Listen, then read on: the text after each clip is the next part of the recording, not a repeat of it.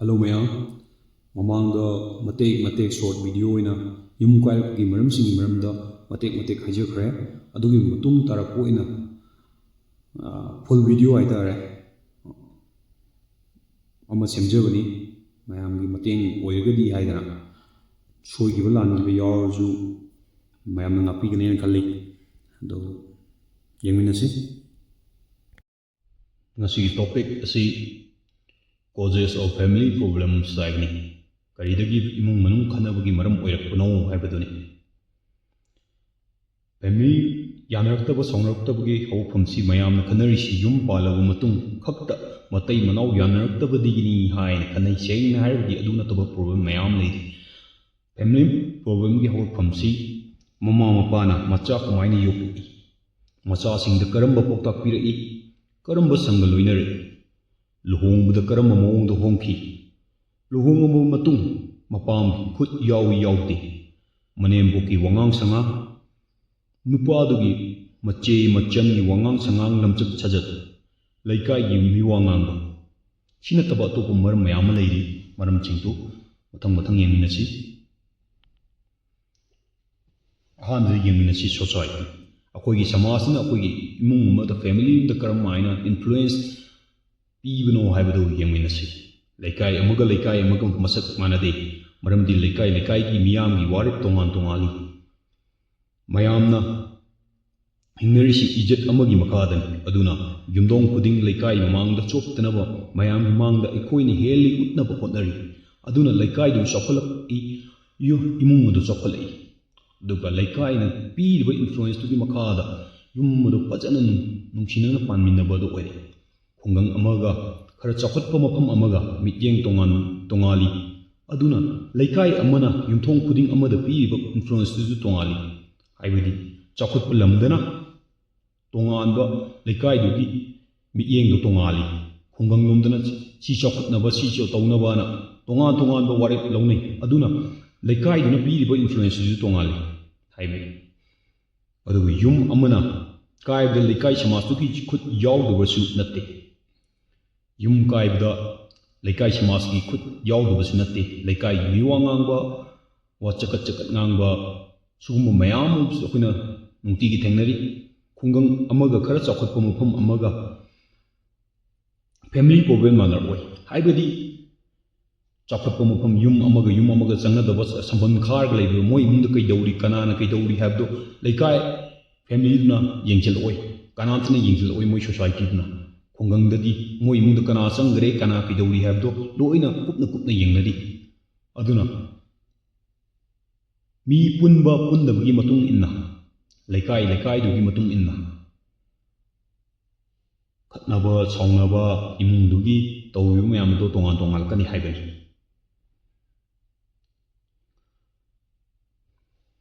yum kairapagi problem maru oiba problem khara hairabada awumpot yamna ulli unde luhongbada demand haibadi awumpot da CPU na financial issue senthum gi phibam thabakki awaba yumda tainaba matai manau khanarakpa wari fazana sanarakaba nattaba nisha kaya ama chaslakpa mental health problems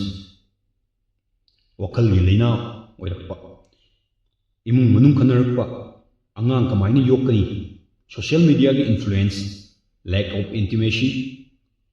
khalambadu mangsil aronba mari thamlakpa ahanbadi point awumpot yamna ulli unde luhongbada demand haibi maugi awumpot yengbagi chatnabi aikoigi samasda uri yengba loiraga feedback piramba madu fajadena yamdi sibu awumpot nena hairam aduna maram oiraga manempokna paiba horpa madu hairaga chindokpa yadoribara natraga hangiba yadoribara mayangwi hindi menba ngamoy chelaba matung lak manga piyu tara piyu natraga sidagi henna piyu na demand tongnar ichan piyu lohongdoini je khangduna paisa piyu na lohongboda nupiduna nupada ngamni ngamoy khangdana ADC camera adu pijang adu makeup adu achapot adu natragi masing si sudradi yaroi luhongbot ꯊꯤꯟꯕ ꯂꯥꯛꯄꯗ ꯁꯤ ꯇꯧꯔꯝꯃꯨ ꯗꯤꯃꯥꯟ ꯃꯌꯥꯝ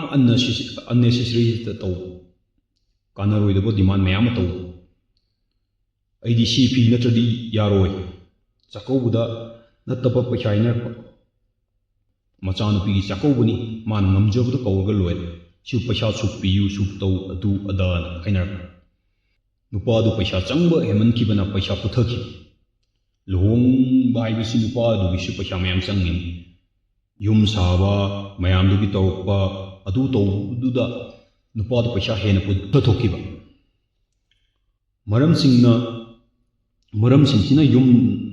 ꯃꯔꯝꯁꯤꯡꯁꯤꯅ ꯌꯨꯝ ꯄꯥꯟꯕ ꯍꯧꯗ꯭ꯔꯤꯉꯩꯗ ꯌꯨꯝ ꯑꯅꯤꯒꯤ ꯃꯔꯛꯇ ꯅꯨꯡꯉꯥꯏꯅꯗꯕ ꯀꯌꯥ ꯑꯃ ꯂꯩꯔꯦ ꯍꯥꯏꯗꯤ ꯑꯩꯈꯣꯏꯅ ꯄꯩꯁꯥ ꯁꯨꯛ ꯄꯤꯌꯨ ꯍꯥꯏꯔꯒ ꯅꯣꯏꯅ ꯄꯤꯈꯤꯗꯦ ꯏꯆꯥ ꯅꯨꯄꯥꯁꯤ ꯌꯨꯝ ꯄꯥꯟꯕꯗ ꯅꯣꯏꯅ ꯁꯨꯛ ꯄꯩꯁꯥ ꯂꯧꯈꯤꯕꯗꯒꯤ ꯏꯆꯥ ꯅꯨꯄꯥꯁꯤ ꯄꯨꯊꯕꯗꯒꯤ ꯋꯥꯔꯕꯅꯤꯅ ꯁꯤꯒꯨꯝꯕ ꯋꯥꯔꯤꯁꯤ ꯃꯌꯥꯝ ꯂꯩꯔꯤ ꯂꯥꯛꯀꯗꯧꯔꯤꯕ ꯄꯣꯏꯟꯁꯤ ꯑꯃꯒ ꯂꯣꯏꯅ ꯃꯔꯤ ꯂꯩꯅꯔꯛꯀꯅꯤ ꯄꯣꯏꯟ ꯍꯟꯖꯤꯟꯕꯁꯨ ꯌꯥꯎꯔꯛꯀꯅꯤ ꯃꯔꯝꯗꯤ ꯑꯃꯒ ꯂꯣꯏꯅ ꯃꯔꯤ ꯂꯩꯅꯔꯛꯇꯣꯏꯅꯤ ꯃꯊꯪꯒꯤ ꯏꯁꯨ ꯐꯥꯏꯅꯥꯟꯁꯤꯌꯦꯜ ꯏꯁꯨ ꯁꯦꯟ ꯊꯨꯝ ꯋꯥꯔꯛꯄ ꯊꯕꯛ ꯂꯩꯔꯛꯇꯕ ꯃꯤꯒꯤ ꯄꯩꯁꯥ ꯌꯥꯝꯅ ꯇꯣꯜꯂꯛꯄ ꯁꯦꯟꯗꯣꯏ ꯍꯨꯟꯅꯕ ꯍꯣꯠꯅꯕꯗ ꯑꯋꯥꯕ ꯑꯃ ꯑꯣꯏꯔꯛꯄ ꯄꯩꯁꯥ ꯌꯥꯝꯅ ꯊꯣꯛꯂꯛꯇꯕ ꯊꯣꯛꯏꯕ ꯄꯩꯁꯥꯗꯒꯤ ꯍꯦꯟꯅ ꯄꯩꯁꯥ ꯆꯪꯉꯛꯄ ꯄꯩꯁꯥꯅ ꯃꯔꯝ ꯑꯣꯏꯔꯒ ꯅꯨꯡꯇꯤꯒꯤ ꯁꯪꯒꯠꯅꯔꯛꯄ ꯂꯨꯍꯣꯡꯕꯗ ꯄꯨꯊꯈꯤꯕ ꯄꯩꯁꯥꯗꯣ ꯁꯦꯟꯗꯣꯏ ꯍꯨꯜꯂꯒ ꯂꯩꯕ ꯑꯗꯨꯅ ꯃꯔꯝ ꯑꯣꯏꯔꯒ ꯋꯥ ꯉꯥꯡꯕꯗ ꯃꯃꯥ ꯃꯄꯥ ꯄꯜꯂꯒ ꯉꯥꯡꯉꯛꯄ ꯂꯣꯟꯅ ꯃꯄꯥꯝꯗ ꯄꯩꯁꯥ ꯊꯩꯔꯒ ꯅꯠꯇ꯭ꯔꯒ ꯃꯕꯨꯡ ꯃꯧꯄ꯭ꯋꯥꯗ ꯌꯦꯡꯉꯛꯄ ꯃꯥꯒꯤ ꯅꯨꯄꯥ ꯈꯪꯍꯟꯗꯅ ꯄꯩꯁꯥ ꯊꯣꯛꯄꯤ ꯑꯣꯔ ꯊꯕꯛ ꯇꯧꯕꯤ ꯑꯣꯏꯔꯒꯅ ꯃꯥꯒꯤ ꯅꯨꯄꯥꯗ ꯅꯨꯄꯥ ꯑꯣꯏꯅ ꯎꯔꯛꯇꯕ ꯃꯊꯪꯒꯤ ꯄꯣꯏꯟ ꯊꯕꯛꯀꯤ ꯑꯋꯥꯕ ꯌꯨꯝꯗ ꯇꯥꯏꯅꯕ ꯊꯕꯛ ꯋꯥꯅ ꯆꯠꯂꯨꯔꯦ ꯍꯜꯂꯛꯑꯒ ꯌꯨꯝꯗ ꯏꯁꯧ ꯂꯥꯡꯕ ꯊꯕꯛꯀꯤ ꯄꯨꯟꯁꯤꯒ ꯌꯨꯝꯒ ꯀꯩꯗꯧꯅꯨꯡꯗ ꯄꯨꯟꯁꯤꯜꯂꯣꯏꯗꯕꯅꯤ ꯌꯨꯝꯗ ꯃꯇꯝ ꯐꯖꯅ ꯄꯤꯔꯛꯇꯕ ꯃꯤꯅ ꯉꯥꯡꯕ ꯇꯥꯗꯕ ꯑꯩꯗꯤ ꯊꯕꯛ ꯇꯧꯔꯕꯅꯤ ꯅꯣꯏꯗꯤ ꯀꯔꯤꯝ ꯈꯪꯕ ꯅꯠꯇꯦ ꯅ ꯂꯩꯕ ꯅꯨꯃꯤꯠ ꯆꯨꯞꯄ ꯄꯩꯔꯒ ꯁꯥꯎꯔꯒ ꯂꯩꯕ ꯊꯕꯛ ꯇꯧꯕ ꯅꯨꯄꯤ ꯑꯣꯏꯔꯒꯅ ꯌꯨꯝꯗ ꯀꯔꯤ ꯇꯧꯅꯔꯤ ꯆꯠꯅꯔꯤ ꯈꯪꯉꯛꯇꯕ ꯌꯨꯝꯒꯤ ꯊꯕꯛ ꯀꯥꯏꯔꯛꯄ ꯑꯗꯨꯒ ꯃꯇꯩ ꯃꯅꯥꯎꯒꯤ ꯄꯪꯁꯥꯎ ꯁꯥꯎꯅꯔꯛꯄ ꯄ꯭ꯔꯃꯣꯁꯟ ꯐꯪꯅꯕ ꯑꯣꯔ ꯄꯣꯁꯇꯤꯡ ꯄꯥꯝꯕ ꯃꯐꯝ ꯆꯠꯅꯕꯅꯦ ꯍꯥꯏꯗꯅ ꯇꯧꯔꯣꯏꯗꯕ ꯊꯕꯛ ꯇꯧꯔꯛꯄ ꯁꯤ ꯊꯕꯛꯁꯦ ꯐꯪꯅꯕꯅꯦ ꯍꯥꯏꯗꯅ ꯐꯦꯃꯤꯂꯤ ꯌꯥꯎꯍꯟꯕ ꯍꯥꯏꯕꯗꯤ ꯃꯌꯥꯝꯁꯨ ꯍꯦꯟꯅ ꯈꯪꯂꯝꯃꯒꯅꯤ ꯃꯥꯒꯤ ꯅꯨꯄꯤꯗꯨ ꯁꯤꯡꯖꯜꯂꯛꯄ ꯁꯤ ꯇꯧꯔꯗꯤ ꯑꯩꯈꯣꯏꯗ ꯀꯥꯟꯅꯔꯛꯀꯅꯤꯅ ꯃꯊꯪꯒꯤ ꯄꯣꯏꯟ ꯃꯇꯩ ꯃꯅꯥꯎ ꯈꯟꯅꯔꯛꯄꯒꯤ ꯄꯣꯏꯟ ꯃꯌꯥꯝ ꯂꯩ ꯄꯣꯏꯟꯁꯤꯡꯗꯨꯒꯤ ꯃꯔꯛꯇ ꯈꯔ ꯍꯥꯏꯔꯕꯗ ꯅꯨꯄꯥꯅ ꯅꯨꯄꯤꯗ ꯈꯨꯠ ꯊꯥꯔꯛꯄ ꯃꯔꯝ ꯆꯥꯗꯅ ꯄꯪꯐꯨ ꯐꯨꯔꯛꯄ ꯋꯥ ꯉꯥꯡꯕꯗ ꯃꯤꯒꯤ ꯃꯃꯥ ꯃꯄꯥ ꯄꯜꯂ ꯉꯥꯡꯉꯛꯄ ꯈꯣꯡꯊꯥꯡ ꯈꯨꯗꯤꯡ ꯌꯦꯡꯁꯤꯜꯂꯛꯄ ꯑꯦꯟꯁꯥꯡ ꯍꯥꯎꯏ ꯍꯥꯎꯇꯦ ꯐꯤ ꯁꯨꯗꯦ ꯊꯕꯛ ꯁꯨꯗꯦ ꯑꯃꯣꯠꯄꯤ ꯐꯖꯗꯕꯤ ꯂꯥꯏꯔꯕꯤ ꯅꯣꯏꯅ ꯀꯔꯤ ꯌꯦꯡꯕꯤꯔꯛꯇꯅ ꯁꯤꯒꯨꯝꯕ ꯉꯥꯡꯉꯣꯏꯗꯕ ꯋꯥꯔꯤꯁꯤ ꯍꯟꯖꯤꯟ ꯃꯌꯥꯝ ꯉꯥꯡꯉꯛꯄ ꯅꯨꯄꯤꯗꯨꯅꯁꯨ ꯈꯨꯠ ꯍꯜꯂꯒ ꯐꯨꯅꯔꯛꯄ ꯃꯤꯃꯥꯡ ꯇꯨꯃꯥꯡ ꯈꯪꯗꯅ ꯃꯆꯤꯟ ꯄꯪꯈꯨꯝ ꯈꯨꯝꯅꯕ ꯃꯆꯥ ꯌꯥꯎꯗꯦ ꯍꯥꯏꯕꯒꯤ ꯅꯨꯄꯤ ꯐꯨꯔꯛꯄ ꯃꯆꯥꯅꯨꯄꯥ ꯌꯥꯎꯗꯦ ꯑꯣꯠꯄ ꯅꯩꯕ ꯍꯧꯔꯛꯄ ꯅꯨꯄꯤꯗꯨ ꯌꯨꯝꯗ ꯁꯦꯞ ꯐꯤꯜ ꯇꯧꯔꯛꯇꯕ ꯑꯩ ꯁꯤ ꯂꯩꯔꯤꯕ ꯂꯩꯇ꯭ꯔꯤꯕꯗꯣ ꯈꯪꯉꯛꯇꯕ ꯃꯦꯟꯇꯦꯜꯂꯤ ꯁ꯭ꯇꯦꯕꯜ ꯑꯣꯏꯔꯛꯇꯕ ꯋꯥꯈꯜꯒꯤ ꯂꯥꯏꯅꯥ ꯅꯥꯕ ꯍꯧꯔꯛꯄ ꯅꯨꯄꯥꯗꯨꯅꯁꯨ ꯑꯩ ꯄꯨꯟꯁꯤꯁꯦ ꯁꯨꯃꯥꯏꯅ ꯑꯗꯨꯝ ꯂꯣꯏꯔꯗ꯭ꯔꯅ ꯈꯜꯂꯛꯄ ꯃꯇꯩ ꯃꯅꯥꯎ ꯈꯟꯅꯕꯗ ꯅꯨꯄꯤ ꯃꯌꯨꯝꯒꯤ ꯃꯤ ꯄꯨꯔꯛꯄ ꯄꯨꯂꯤꯁ ꯀꯣꯔꯠ ꯑꯇꯣꯞꯄ ꯁꯪꯁꯊꯥꯟ ꯀꯌꯥ ꯑꯃ ꯂꯩꯔꯤ ꯀꯩꯅꯣ ꯔꯥꯏꯠ ꯀꯃꯤꯁꯟ ꯍꯥꯏꯗꯅ ꯑꯗꯨ ꯃꯌꯥꯝꯗꯣ ꯄꯨꯁꯜꯂꯛꯄ ꯂꯣꯏꯁꯤꯜꯂꯒꯦ ꯍꯥꯏꯔꯗꯤ ꯐꯔꯦ ꯄꯨꯔꯣ ꯅꯣꯏꯅ ꯀꯧꯔꯤꯕ ꯄꯨꯔꯣꯏꯗꯕ ꯀꯣꯔꯠꯀꯤ ꯄꯨꯂꯤꯁꯀꯤ ꯆꯦ ꯆꯥꯡ ꯃꯌꯥꯝꯗꯣ ꯄꯨꯔꯣ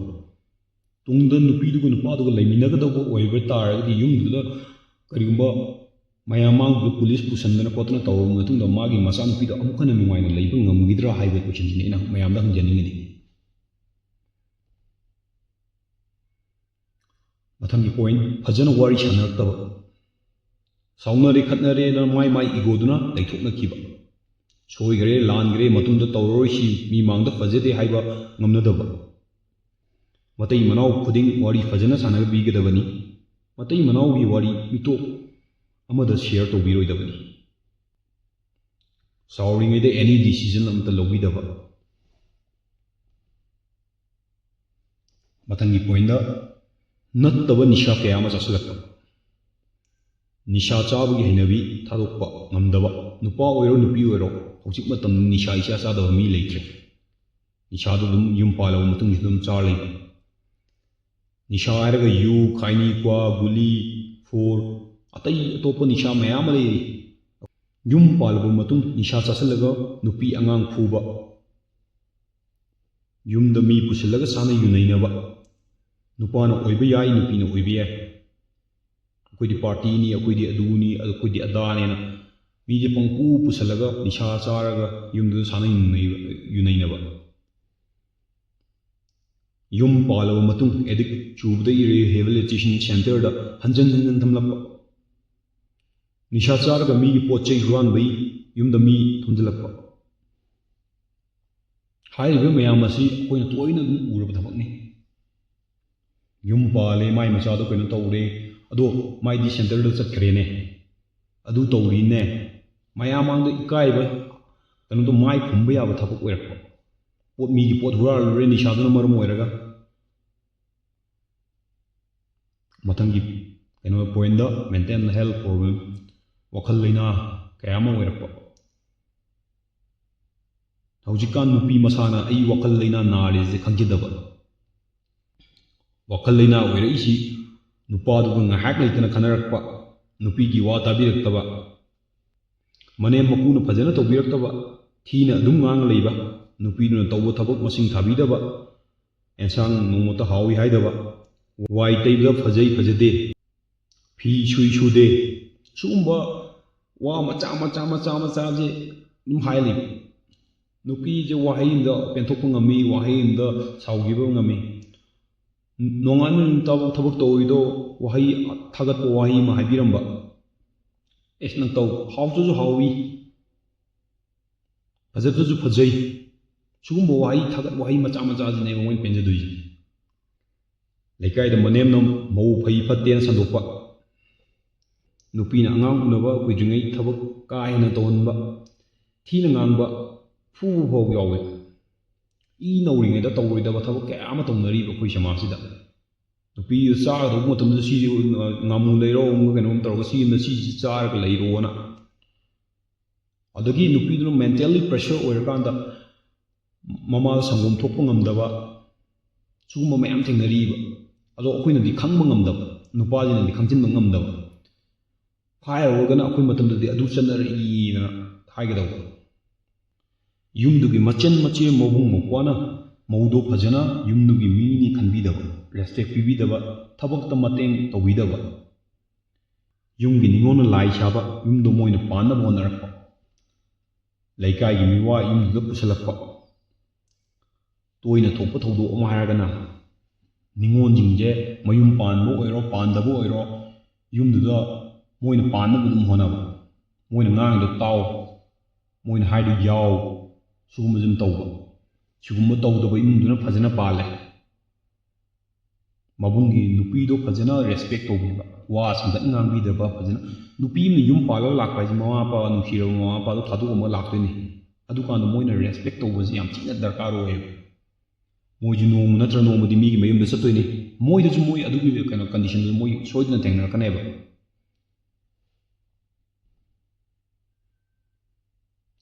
matangi point imung manung khanarakpa imung manung khanarakpa gi maram ji mayam leigre adugi manung du khara hairabada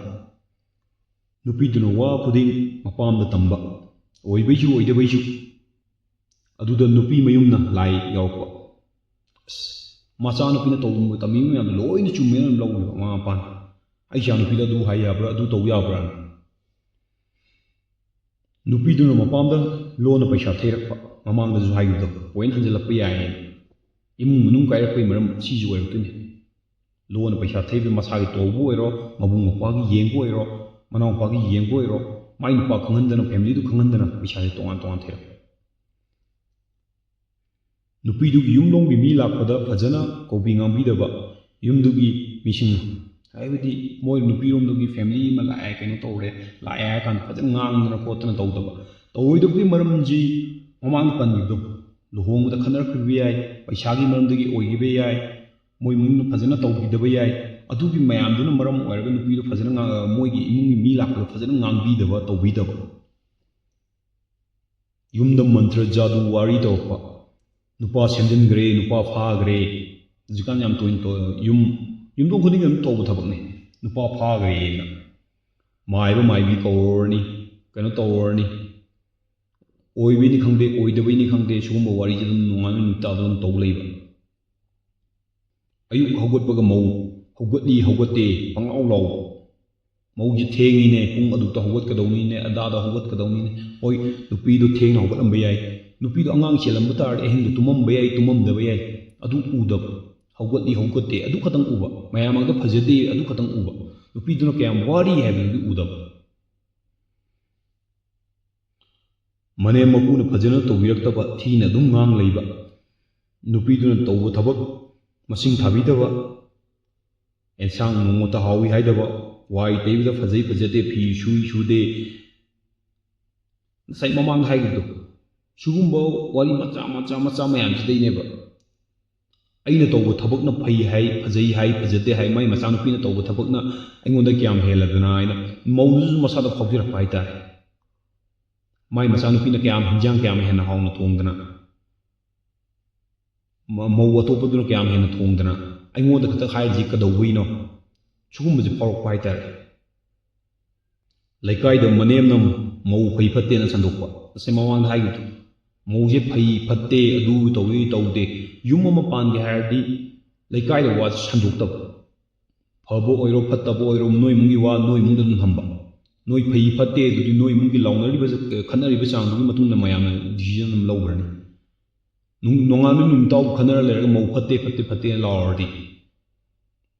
ꯑꯗꯨꯝ ꯅꯣꯏ ꯏꯃꯨꯡꯁꯦ ꯀꯔꯤꯅꯣ ꯑꯗꯨꯝ ꯈꯜꯂꯗꯕꯅꯤ ꯅꯨꯄꯤꯗꯨꯅ ꯑꯉꯥꯡ ꯎꯅꯕ ꯀꯨꯏꯗ꯭ꯔꯤꯉꯩꯗ ꯊꯕꯛ ꯀꯥ ꯍꯦꯟꯅ ꯇꯧꯍꯟꯕ ꯊꯤꯅ ꯉꯥꯡꯕ ꯐꯨꯕ ꯐꯥꯎ ꯌꯥꯎꯕ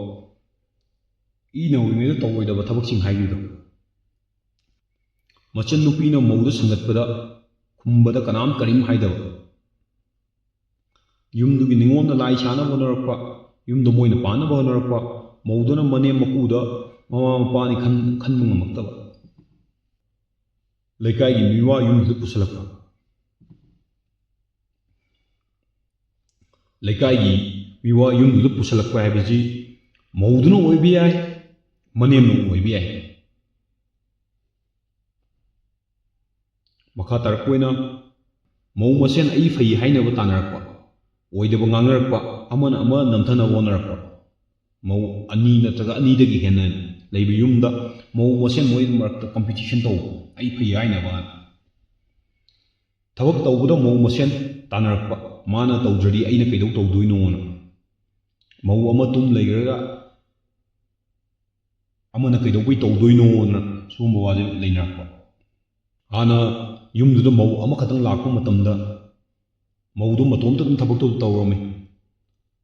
ꯀꯅꯥꯝꯇ ꯇꯥꯟꯅꯔꯝꯗꯦ ꯃꯇꯣꯝꯇ ꯊꯕꯛꯇꯨ ꯑꯗꯨꯝ ꯂꯣꯏ ꯇꯧꯔꯝꯃꯦ ꯃꯧ ꯂꯥꯛꯈꯤꯕꯗꯒꯤ ꯃꯥꯅ ꯇꯧꯗ꯭ꯔꯥ ꯑꯩꯅ ꯀꯩꯗꯧꯕꯩ ꯇꯧꯗꯣꯏꯕꯅ ꯀꯝꯄꯤꯇꯤꯁꯟꯁꯦ ꯑꯗꯨꯝ ꯇꯧꯅꯔꯛꯄ ꯍꯥꯏꯇꯥꯔꯦ ꯃꯧ ꯑꯇꯣꯝꯕꯤꯅ ꯃꯧ ꯑꯍꯟꯗ ꯋꯥ ꯍꯪꯒꯠꯅ ꯈꯨꯝꯕꯗ ꯌꯨꯝꯒꯤ ꯑꯍꯜꯁꯤꯡꯅ ꯇꯨꯃꯤꯟꯅ ꯇꯥꯔꯒ ꯂꯩꯕ ꯇꯧꯅꯨ ꯁꯦꯝꯗꯣꯛꯇꯕ ꯑꯗꯨꯅ ꯃꯧ ꯑꯍꯜꯗꯨꯅ ꯏꯀꯥꯏꯕ ꯐꯥꯎꯕ ꯃꯌꯥꯝ ꯃꯃꯥꯡꯗ ꯌꯨꯝ ꯄꯥꯟꯕ ꯍꯥꯏꯕꯁꯤ ꯁꯦꯝꯗꯣꯛꯀꯗꯕꯅꯤ ꯁꯣꯏꯔꯦ ꯂꯥꯜꯂꯦ ꯍꯥꯏꯔꯗꯤ ꯍꯧꯔꯤꯉꯩꯗꯒꯤ ꯁꯦꯝꯗꯣꯛꯀꯗꯕꯅꯤ ꯃꯧ ꯑꯇꯣꯝꯕꯤꯗꯨꯅ ꯍꯦꯟꯅ ꯄꯩꯁꯥ ꯄꯥꯏꯔꯝꯕ ꯌꯥꯏ ꯃꯧ ꯑꯍꯟꯗꯨꯅ ꯍꯦꯟꯅ ꯄꯩꯁꯥ ꯄꯥꯏꯔꯝꯕ ꯌꯥꯏ ꯃꯣꯏ ꯏꯃꯨꯡꯒꯤ ꯀꯩꯅꯣ ꯑꯩꯅ ꯍꯦꯟꯅ ꯄꯥꯏꯔꯦ ꯑꯩꯅ ꯏꯁꯇꯦꯟꯗꯔꯠ ꯋꯥꯡꯉꯦꯗꯅ ꯑꯃꯅ ꯑꯃ ꯍꯟꯊꯅꯕ ꯍꯣꯠꯅꯍꯟꯗꯕ ꯅꯣꯏ ꯌꯨꯝꯗ ꯇꯧꯔꯛꯄꯗꯣ ꯁꯤꯗꯗꯤ ꯌꯥꯔꯣꯏꯅ ꯅꯣꯏꯅ ꯉꯥꯡꯅꯔꯤꯕ ꯂꯣꯟꯗꯣ ꯑꯩꯈꯣꯏꯗꯤ ꯁꯤꯗꯗꯤ ꯆꯠꯅꯔꯣꯏꯅ ꯃꯃꯥꯗꯨꯅ ꯃꯄꯥꯗꯨꯅ ꯐꯦꯃꯤꯂꯤꯗꯨꯅ ꯃꯥꯏ ꯅꯨꯄꯥꯁꯤꯡꯗꯨꯅ ꯍꯥꯏꯕꯤꯕ ꯃꯥꯏ ꯅꯨꯄꯥꯗ ꯄꯥꯎ ꯄꯪꯇꯝ ꯇꯝꯕ ꯅꯨꯄꯥꯗꯨꯅꯁꯨ ꯃꯥꯏ ꯅꯨꯄꯤꯅ ꯍꯥꯏꯔꯤꯁꯦ ꯂꯣꯏꯅ ꯆꯨꯝꯃꯦꯅ ꯂꯩꯕ ꯃꯥꯏ ꯄꯩꯁꯥ ꯇꯨꯡꯁꯤꯟꯅꯕ ꯍꯣꯠꯅꯕꯗ ꯃꯃꯥ ꯃꯄꯥ ꯃꯆꯦ ꯃꯆꯤꯟ ꯌꯦꯡꯉꯛꯇꯕ ꯃꯧꯅ ꯃꯅꯦꯝ ꯃꯀꯨ ꯋꯥ ꯁꯪꯒꯠꯇꯨꯅ ꯈꯨꯝꯕ ꯃꯤꯃꯥꯡ ꯇꯨꯃꯥꯡ ꯈꯪꯗꯅ ꯍꯧꯖꯤꯛꯀꯥꯟ ꯃꯧꯒꯤ ꯆꯠꯅꯕꯤ ꯉꯁꯥꯏꯒꯤ ꯑꯩꯅ ꯃꯃꯥꯡꯗ ꯍꯥꯏꯈꯤꯕꯗꯣ ꯃꯃꯥ ꯃꯄꯥꯅ ꯃꯆꯥꯁꯦ ꯀꯔꯝꯍꯥꯏꯅ ꯌꯣꯛꯂꯛꯏꯗꯣ ꯑꯗꯨꯒꯤ ꯃꯇꯨꯡ ꯏꯟꯅ ꯃꯥꯅ ꯇꯝꯂꯛꯄ ꯃꯌꯥꯝꯗꯣ ꯌꯨꯝ ꯄꯥꯜꯂꯕ ꯃꯇꯨꯡꯗ ꯃꯅꯦꯝ ꯃꯀꯨꯗꯣ ꯃꯅꯦꯝ ꯃꯀꯨ ꯑꯣꯏꯅ ꯎꯕ ꯉꯝꯃꯛꯇ꯭ꯔꯤꯅꯦꯕ ꯃꯅꯦꯝ ꯃꯀꯨꯗꯣ ꯋꯥꯗꯣ ꯍꯪꯒꯠꯂ ꯈꯨꯝꯃꯛꯇꯣꯏꯅꯦꯕ ꯂꯥꯎꯗꯅ ꯈꯣꯡꯗꯅ ꯅꯣꯏ ꯀꯔꯤ ꯑꯣꯏꯔꯤꯒꯦꯅ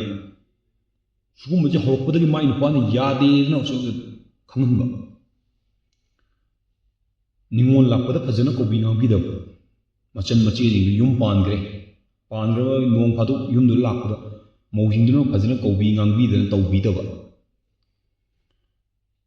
ꯏꯃꯨꯡ ꯃꯅꯨꯡ ꯈꯠꯅꯕꯗ ꯀꯣꯔꯠ ꯄꯨꯂꯤꯁ ꯃꯤ ꯑꯇꯣꯞꯄ ꯌꯥꯎꯅꯔꯛꯄꯅ ꯃꯃꯥꯡꯗ ꯍꯥꯏꯈꯤꯕꯗꯣ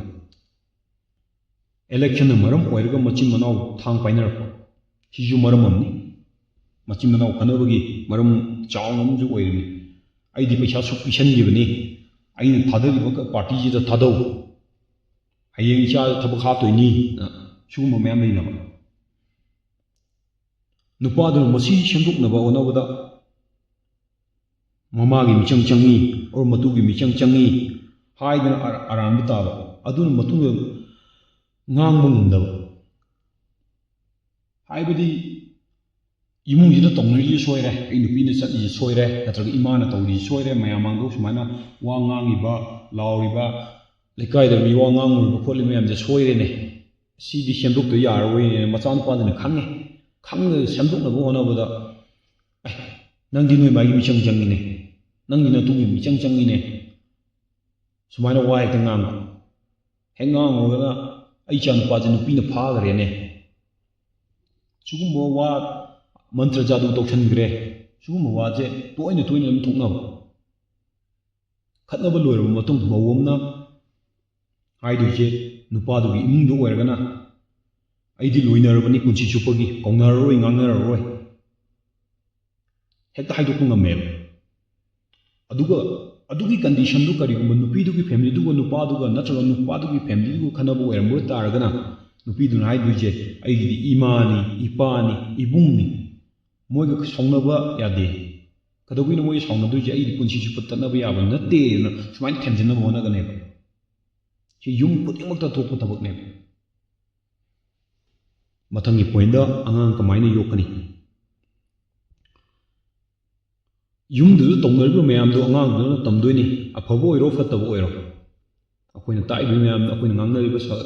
ꯇꯧꯅꯔꯤꯕ ꯃꯌꯥꯝꯗꯣ ꯑꯉꯥꯡ ꯂꯣꯏꯅ ꯑꯉꯥꯡ ꯍꯦꯛ ꯄꯣꯛꯂꯛꯄꯗ ꯑꯗꯨꯝ ꯎꯗꯣꯏꯅꯤ ꯈꯠꯅꯕ ꯏꯃꯨꯡ ꯑꯣꯏꯔꯣ ꯑꯃ ꯑꯣꯏꯔꯣ ꯂꯣꯏꯅ ꯎꯗꯣꯏꯅꯤ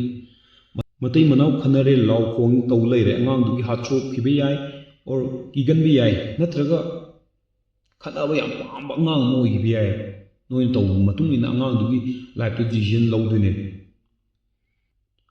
ꯌꯨꯝꯗꯨꯗ ꯃꯆꯤꯟ ꯑꯗꯨꯝ ꯊꯤꯔꯒ ꯑꯉꯥꯡꯗꯨꯅ ꯀꯔꯤꯒꯤ ꯃꯆꯤꯟ ꯊꯤꯔꯣꯏꯗꯣꯏꯅꯣ ꯃꯃꯥꯅ ꯃꯆꯥꯅꯨꯄꯤꯗ ꯍꯧꯖꯤꯛꯀꯥꯟ ꯇꯥꯛꯏꯁꯦ ꯅꯨꯄꯥ ꯄꯩꯁా パꯏꯕ ꯒꯥꯔꯤ ꯊꯧꯕ ꯍꯌꯦꯡ ꯌꯨꯝꯗꯣ ꯅꯪꯅ ꯄꯥꯜꯂꯨꯗꯧꯕ ꯌꯨꯝꯗꯨꯗ ꯌꯨꯝꯗꯨꯅ ꯑꯩꯈꯣꯏꯗ ꯌꯦꯡꯕꯤꯔꯛꯇꯗꯧꯕ ꯅꯨꯄꯥꯗꯣ ꯅꯪꯅ ꯉꯝꯗꯧꯕ ꯑꯍꯜ ꯑꯣꯏꯒꯦꯔꯥ ꯅꯍꯥ ꯑꯣꯏꯒꯦꯔꯥ ꯀꯔꯤꯝ ꯀꯥꯏꯗꯦ ꯃꯃꯥꯗꯨꯅ ꯃꯆꯥꯅꯨꯄꯤꯗꯨ ꯇꯥꯛꯏꯗꯣ ꯃꯧꯗꯨꯅ ꯃꯥꯒꯤ ꯅꯨꯄꯥꯗ ꯀꯔꯤꯒꯨꯝꯕ ꯇꯧꯕ ꯑꯣꯏꯒ ꯇꯥꯔꯗꯤ ꯏꯆꯥ ꯅꯨꯄꯥꯁꯦ ꯃꯧꯁꯤꯅ ꯐꯥꯈ꯭ꯔꯦ ꯉꯝꯈ꯭ꯔꯦ ꯂꯩꯈ꯭ꯔꯦ ꯈꯨꯗꯣꯝꯕꯤꯗ ꯎꯪꯈ꯭ꯔꯦꯅ ꯁꯤꯒꯨꯝꯕ ꯋꯥꯔꯤ ꯃꯌꯥꯝꯅꯦ ꯇꯧꯗꯣꯏꯁꯦ ꯃꯆꯥꯅꯨꯄꯤ ꯑꯃ ꯌꯨꯝ ꯄꯥꯟꯈ꯭ꯔꯦ ꯃꯃꯥ ꯑꯃꯇꯅ ꯃꯆꯥꯅꯨꯄꯤꯗ ꯍꯩꯠ ꯑꯗꯨ ꯇꯧꯕ ꯌꯥꯗꯦ ꯀꯅꯥꯝꯇ ꯇꯥꯛꯇꯦꯕ ꯑꯗꯨꯒꯤ ꯃꯍꯨꯠꯇ ꯍꯥꯏꯗꯣꯏꯁꯦ ꯃꯅꯦꯝꯗꯣ ꯐꯠꯇꯦꯅꯦ ꯁꯤꯒꯨꯝꯕ ꯋꯥꯁꯦ ꯑꯗꯨꯝ ꯉꯥꯡꯉꯦꯕ ꯑꯗꯨꯅ ꯃꯆꯥꯅꯨꯄꯤꯗꯨꯅ ꯅꯥꯎ ꯆꯥꯎꯕ ꯂꯝꯆꯠ ꯁꯥꯖꯠ ꯋꯥꯉꯥꯡ ꯁꯉꯥꯡ ꯃꯤ ꯑꯃꯒꯤ ꯃꯒꯨꯟ ꯌꯨꯝꯗꯒꯤ ꯇꯝꯃꯛꯄꯅꯤ ꯌꯨꯝ ꯄꯥꯜꯂꯕ ꯃꯇꯨꯡ ꯑꯗꯨ ꯄꯨꯔꯒ ꯑꯗꯨꯝ ꯆꯠꯈꯤꯅꯤ ꯌꯨꯝꯗ ꯂꯥꯎ ꯈꯣꯡꯕ ꯅꯨꯄꯤꯗꯣ ꯃꯌꯨꯝ ꯄꯥꯜꯂꯕ ꯃꯅꯦꯝ ꯃꯀꯨꯗ ꯋꯥ ꯍꯪꯒꯠꯅ ꯈꯨꯝꯃꯣꯏꯗꯕ꯭ꯔꯥꯕ ꯍꯨꯏ ꯍꯧꯗꯣꯡ ꯁꯥ ꯁꯟ ꯂꯧꯕ ꯃꯇꯝꯗ ꯑꯩꯈꯣꯏꯅ ꯍꯥꯏꯅꯔꯤꯁꯦ ꯃꯃꯥ ꯃꯄꯥꯗꯣ ꯌꯦꯡꯉꯒ ꯂꯧ ꯑꯣꯏꯗꯅ ꯍꯥꯏꯅꯔꯤꯁꯦ ꯑꯗꯨꯅ ꯆꯞ ꯃꯥꯟꯅꯩ ꯑꯩꯈꯣꯏꯒꯤ ꯂꯥꯏꯐꯁꯤꯗ ꯇꯧꯁꯤ ꯃꯣꯏ ꯏꯃꯨꯡꯗꯣ ꯀꯃꯥꯏꯅ ꯇꯧꯏ ꯑꯗꯨꯒꯤ ꯃꯇꯨꯡ ꯏꯟꯅ ꯌꯨꯝ ꯄꯥꯟꯅꯕ ꯅꯨꯄꯤꯗꯣ ꯊꯤꯅꯕ ꯈꯣꯠꯅꯕ ꯍꯥꯏꯅꯔꯤꯁꯦ ꯆꯦꯜꯂꯕ ꯃꯇꯨꯡꯗ ꯃꯣꯏ ꯏꯃꯨꯡꯗꯨ ꯂꯧꯔꯨꯅꯨ ꯂꯩꯔꯨꯅꯨ ꯋꯥꯅꯤ ꯑꯗꯨ ꯇꯧꯅꯤ ꯑꯗꯥ ꯇꯧꯅꯤ ꯍꯥꯏꯗꯣ ꯃꯣꯏ ꯏꯃꯨꯡꯗ ꯆꯠꯅꯕ ꯃꯌꯥꯝꯗꯣ ꯂꯩꯀꯥꯏ ꯁꯃꯥꯖꯇꯨꯅ ꯎꯔꯕ ꯃꯇꯨꯡꯗꯅꯦꯕ ꯍꯥꯏꯔꯛꯇꯣꯏꯁꯦ ꯃꯊꯪꯒꯤ point social media influence social ꯃꯦꯗꯤꯌꯥꯅ ꯑꯩꯈꯣꯏꯒꯤ ꯂꯥꯏꯐꯁꯤꯗ ꯀꯔꯤ ꯄꯤꯔꯤꯒꯦ ꯍꯥꯏꯕꯗꯣ ꯅꯣꯡꯉꯥꯟꯕꯗꯩ ꯅꯨꯃꯤꯠ ꯇꯥꯕ ꯐꯥꯎ ꯐꯣꯟꯗ ꯌꯨꯡꯉꯒ ꯑꯗꯨꯝ ꯂꯩꯕ kana kari chari thaki kari shetnari kadaida koifam lei numit chuppa ama yeng adum lei nungai nungai mafam ninge phone de pare yeng ji nungai bnina adumba haujikan trending oiba posting je adum yeng lei adum machal panjunda si ai smai tawrdi ko ina social media dagi yum kai bi yabo wa mayam tar nupi do moina phubo yabo nupi gi si right nei nupi di si power ni ne property tang khai lo bu yai ne sugumba gyan le lu mayam jin no nupi ni ta adu moi gi mind ju was to akoi smai to bu yai ne akoi smai to bu yai ne mamang da akoi ning kha tam mutung da kanam to yum da kainaram de phana phunar ju saunar ju uttu wa tu par kanaram ju yum kai de ado hojik kai ji di gyan lewa gyan kaino to mayam jina takpirakpadagi khangalakpadagi yumje akoi ju kainaba yai ji khangalakpadagi kainara ine social media da tawji nupa nupi atopa message call tawga wari pangsan sanar leiba mi atopa wari nongna sanabaji nungai da kari tawri tawroi matam jaktaba machagi kaino tawni tawroi matam chana thabuk khangtaba nungai ba oiro nungai ta oiro khudima loin post pangtaw taw haujikan nupi jing tawri ware na emoji ma hapchalani kappagi natraga Google sagi awaga photo logthorani natraga chat gpt da hangorani kamaina wab je kamain taw phongdukpa yaena adu post taw maning de chei ma hapchallaga ai ware ne adu yumdu yoli neba man tawdo ai ware haije yum pal matung ai ware haije adugi war dugi solution du main pa du goiro family du goiro ama goiro tanaraga si kamai taw sort out taw yae je khanada ai ware no mayaman du phi ko ma selaga jogoi saraga post pangtaw taw lei haujikan tong nei je trending ni haraga matam amada phi ko ma selakpa je koina angang wan khang ije adu mms ne harame hojik matam da moi masa masa na loin tong na re phone parni otlani nupi figure ta boi myam urani nupa post ta myam urani aduga moi khandu je ai nupa ju smain to diji ka da boino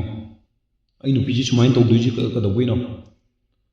moi du uraga na yam khan yam nuai ba mai nupi du uraga na yum pala matung macha yaw bi yai keno to ku yai figure fajar ta bi yai adukanda mai nupi na atopa comparison taw yang kal mai nupi du fajar ta atopa hena pamak nupa nupi du nu atopa pamak ai gym chat ke mau yum pala matung da hajai ji khut ke haidu ji ka do bino na ahum mari hulle tare pan hut ke haidu ji ka do bino kana du tu no matai mena wari isan sanar ta ba mai phone da dum lai gi ba mai phone da adum nuai du yeng lai mai nupi nupa do nang kari shari kari thai kai dawri kari nuai ta bno kari matai mena oi ba sanaga da wari jin do sanar ta ba aduna communication gap to lai amina na sai gi mango da hangi ba mi do na di aingoda di sima nungai ba chari ba thai ba hangme magi nupa du dagi magi nupi du dagi mane na nushira bro magi da mukta lepi ra bra na kan haujikan di pakhang oirju mau oirju isnang gi da mukta ai leine phone do hai message sun tha gi kai di ai lei have masala yam chin nungai de excited oiblo adu oir pai ta mathangi point je mati manau gi mari handharak pai bani mari handharakpagi maramji yum panbada sellaga palangi mo chanaba da du yengidaba sahi chani khingdi chana de khangde adu mu yenga yum palangi yam ka hen ahloi bamda lanthum du yenga masana pidu pithokiba hayeng nungai ne leiurdaba ne dana sai momang da haigdo social media da ubu nupi do na tru pa do figure fajabi kanu to bi do post ab do adu ur matung no mai adu main pa onjan ning ta thabak no oibe ai na traga nupi do oibe ai nupa do oibe ai wakhal leina na maram oiraga mobile ni wari san sana to onjan ning ta adagi anaw ma pamak ba adagi social ꯃꯦꯗꯤꯌꯥꯗꯒ ꯈꯪꯅꯔꯨꯕ ꯅꯠꯇ꯭ꯔꯒ ꯃꯥꯒꯤ ꯂꯣꯏꯅꯔꯨꯕ ꯃꯌꯥꯝꯗꯨꯅ ꯃꯔꯝ ꯑꯣꯏꯔꯒ ꯑꯔꯣꯟꯕ ꯔꯤꯂꯦꯁꯟꯅ ꯃꯔꯝ ꯑꯣꯏꯔꯒ ꯃꯇꯩ ꯃꯅꯥꯎꯗ ꯋꯥꯔꯤ ꯁꯥꯟꯅꯔꯛꯇꯕ ꯑꯗꯨꯒ ꯃꯕꯥꯅꯤꯒꯤ ꯔꯤꯂꯦꯁꯟꯗꯣ ꯍꯟꯊꯔꯛꯄ ꯍꯥꯏꯇꯥꯔꯦ ꯃꯊꯪꯒꯤ ꯄꯣꯏꯟꯗ ꯈꯜꯂꯝꯕ ꯃꯌꯥꯝꯗꯣ ꯃꯥꯡꯁꯤꯜꯂꯛꯄ ꯍꯥꯏꯇꯥꯔꯦ ꯌꯨꯝ ꯄꯥꯟꯗ꯭ꯔꯤꯉꯩꯗ ꯅꯨꯄꯥꯅ ꯅꯨꯄꯤꯗ ꯍꯥꯏꯔꯝꯃꯤꯁꯦ ꯅꯪꯒꯤꯗꯃꯛꯇ ꯑꯩ ꯂꯦꯞꯄꯗꯕꯅꯤ ꯅꯪꯅ ꯍꯥꯏꯕ ꯈꯨꯗꯤꯡꯃꯛ ꯇꯧꯔꯗꯕꯅꯤ ꯅꯪꯒꯤꯗꯃꯛꯇ ꯑꯩ ꯁꯤꯔꯗꯕꯅꯤ ꯅꯪꯅ ꯍꯥꯏꯕ ꯌꯥꯔꯗꯕꯅꯤ ꯍꯥꯏꯗꯅ ꯅꯨꯄꯥꯗꯨꯅ ꯅꯨꯄꯤꯗ ꯋꯥꯁꯛꯑꯝꯗꯣꯏꯁꯦ ꯅꯨꯄꯤꯗꯨꯅꯁꯨ ꯅꯪꯒꯤꯗꯃꯛꯇꯗꯤ ꯑꯩ ꯇꯧ ꯍꯥꯏꯕ ꯇꯧꯔꯗꯕꯅꯦꯅ ꯋꯥꯁꯛꯑꯝꯗꯣꯏꯅꯤ ꯑꯗꯨ ꯌꯨꯝ ꯄꯥꯜꯂꯕ ꯃꯇꯨꯡꯗ ꯑꯗꯨ ꯃꯌꯥꯝꯗꯣ ꯐꯪꯂꯛꯇꯕ ꯅꯨꯡꯉꯥꯏꯅ ꯊꯝꯕꯤꯅꯤ ꯍꯥꯏꯔꯒ ꯄꯨꯔꯛꯑꯒ ꯅꯨꯡꯇꯤꯒꯤ ꯈꯠꯅꯕ ꯁꯥꯎꯅꯕ ꯊꯣꯔꯛꯄ ꯐꯨ ꯐꯥꯎ ꯌꯧꯔꯛꯄ ꯁꯣꯁꯤꯌꯦꯜ ꯃꯦꯗꯤꯌꯥꯗ ꯎꯕ ꯃꯌꯥꯝꯗꯣ ꯃꯁꯥꯗ ꯂꯣꯏꯅ ꯄꯥꯟꯁꯤꯜꯂꯒ ꯑꯅꯥꯟꯕ ꯍꯣꯇꯦꯜ ꯀꯣꯏꯕ ꯄꯨꯕꯤꯕ ꯕꯥꯔꯗꯦ ꯁꯦꯂꯦꯕ꯭ꯔꯦꯁꯟ ꯒꯤꯐꯠꯁ ꯕ꯭ꯔꯥꯟꯗꯦꯗ ꯑꯣꯏꯕ ꯄꯣꯠ ꯆꯩꯁꯤꯡ ꯑꯅꯧꯕ ꯊꯣꯛꯂꯛꯄ ꯈꯨꯗꯤꯡ ꯄꯥꯝ ꯄꯥꯝꯕ ꯑꯗꯣ ꯑꯝꯇꯗꯤ ꯐꯪꯂꯛꯇꯕ ꯅꯨꯄꯤꯗꯨ ꯌꯨꯝ ꯄꯥꯟꯗ꯭ꯔꯤꯉꯩꯗ ꯊꯕꯛ ꯇꯧꯍꯟꯅꯤꯅ ꯄꯨꯔꯛꯑꯒ ꯌꯨꯝ ꯌꯧꯔꯒ ꯏꯃꯥꯅ ꯄꯥꯕꯨꯡꯅ ꯀꯩꯅꯣꯝ ꯌꯥꯗꯦ ꯍꯥꯏꯔꯒ ꯇꯧꯍꯜꯂꯛꯇꯕ ꯂꯩꯁꯥꯔꯤꯉꯩꯗ ꯅꯪ ꯑꯩꯈꯣꯏ ꯂꯥꯛꯑꯒ ꯂꯥꯏꯔꯤꯛ ꯇꯝꯒꯦꯔꯥ ꯀꯩꯅꯣ ꯇꯧꯒꯦꯔꯥ ꯈꯣꯠꯀꯦꯔꯥ ꯅꯪ ꯇꯝꯅꯤꯡꯕꯗꯨ ꯇꯝꯃꯣ ꯍꯥꯏꯔꯒ ꯌꯨꯝ ꯄꯥꯜꯂ ꯃꯇꯨꯡꯗ ꯇꯝꯒꯦꯗꯨ ꯌꯥꯔꯛꯇꯕ ꯑꯗꯣ ꯅꯨꯄꯥ ꯈꯔ ꯑꯃꯁꯨ ꯂꯩ ꯅꯨꯄꯤꯗꯣ ꯄꯩꯁꯥ ꯊꯣꯛꯇꯦ ꯀꯩꯅꯣ ꯇꯧꯗꯦ ꯅꯨꯄꯥꯗꯣ ꯅꯤꯔꯒ ꯄꯩꯁꯥ ꯇꯧꯏ ꯈꯣꯠꯂꯦ ꯅꯨꯄꯤꯗꯣ ꯊꯤꯅ ꯍꯟꯊꯅ ꯌꯦꯡꯉꯛꯄ ꯍꯥꯏꯇꯥꯔꯦ ꯅꯨꯄꯤꯅ ꯁꯦꯞ ꯐꯤꯜ ꯑꯣꯏꯔꯛꯇꯕ ꯍꯥꯏꯇꯥꯔꯦ ꯑꯩꯒꯤꯗꯃꯛꯇ ꯃꯥꯅ ꯁꯤ ꯂꯩꯕꯤꯔꯛꯀꯅꯤ ꯁꯤ ꯇꯧꯕꯤꯔꯛꯀꯅꯤ ꯕꯥꯔꯗꯦꯗ ꯁꯤ ꯇꯧꯕꯤꯔꯛꯀꯅꯤ ꯀꯣꯏꯕꯗ ꯑꯗꯨꯗ ꯄꯨꯕꯤꯅꯤ ꯁꯤꯒꯨꯝꯕ ꯈꯟꯕ ꯃꯌꯥꯝꯁꯦ ꯁꯤ ꯃꯌꯥꯝꯁꯦ ꯐꯪꯂꯛꯇꯕ ꯍꯥꯏꯇꯥꯔꯦ ꯑꯗꯒꯤ ꯂꯨꯍꯣꯡꯕ ꯍꯥꯏꯔꯣ ꯑꯋꯨꯟꯄꯣꯠꯇꯣ ꯁꯣꯁꯤꯌꯦꯜ ꯃꯦꯗꯤꯌꯥꯗ ꯀꯩꯅꯣꯗ ꯎꯈꯤꯕ ꯃꯌꯥꯝꯗꯣ ꯁꯨꯃꯥꯏꯅ ꯇꯧꯕꯤꯗꯣꯏꯅꯤꯅꯦ ꯑꯩꯒꯤꯗꯤ ꯄꯣꯠꯂꯣꯏ ꯁꯤ ꯇꯧꯕꯤꯔꯛꯇꯣꯏꯅꯤ ꯑꯩꯒꯤ ꯃꯦꯀꯞ ꯁꯨꯃꯥꯏꯅ ꯇꯧꯗꯣꯏꯅꯤ ꯁꯤꯒꯨꯝꯕꯁꯦ ꯑꯩꯈꯣꯏꯅ ꯅꯨꯄꯤꯁꯤꯡꯁꯤꯅ ꯇꯧꯔꯤꯁꯦ ꯍꯥꯏ ꯑꯦꯛꯁꯄꯦꯛꯇꯦꯁꯟꯁꯦ ꯅꯨꯄꯥꯁꯤꯡꯗꯒꯤ ꯇꯧꯕ ꯍꯥꯏꯇꯥꯔꯦ ꯑꯗꯨꯒ ꯃꯣꯏꯅ ꯇꯧꯔꯤꯕ ꯆꯥꯡꯗꯨꯒꯤ ꯌꯥꯝ ꯊꯤꯅ ꯍꯟꯊꯅ ꯐꯪꯉꯛꯄ ꯑꯗꯨꯀꯥꯟꯗ ꯅꯨꯄꯤꯁꯤꯅ ꯑꯁ ꯃꯥꯗ ꯑꯩ ꯅꯨꯡꯁꯤꯗ꯭ꯔ ꯃꯥꯅꯦꯅ ꯃꯁꯥ ꯃꯊꯟꯇ ꯗꯤꯁꯥꯏꯠ ꯇꯧꯕ ꯈꯟꯒꯗꯧꯗꯤ ꯑꯩꯒꯤ ꯅꯨꯄꯥꯅ ꯑꯩꯅ ꯍꯥꯏꯔꯤꯕ ꯗꯤꯃꯥꯟꯁꯤ ꯑꯩꯒꯤ ꯅꯨꯄꯥꯁꯤꯅ ꯇꯧꯕ ꯉꯝꯒꯅꯤ ꯉꯝꯃꯣꯏ ꯍꯥꯏꯕꯗꯣ ꯃꯁꯥꯅ ꯈꯟꯒꯗꯕꯅꯦ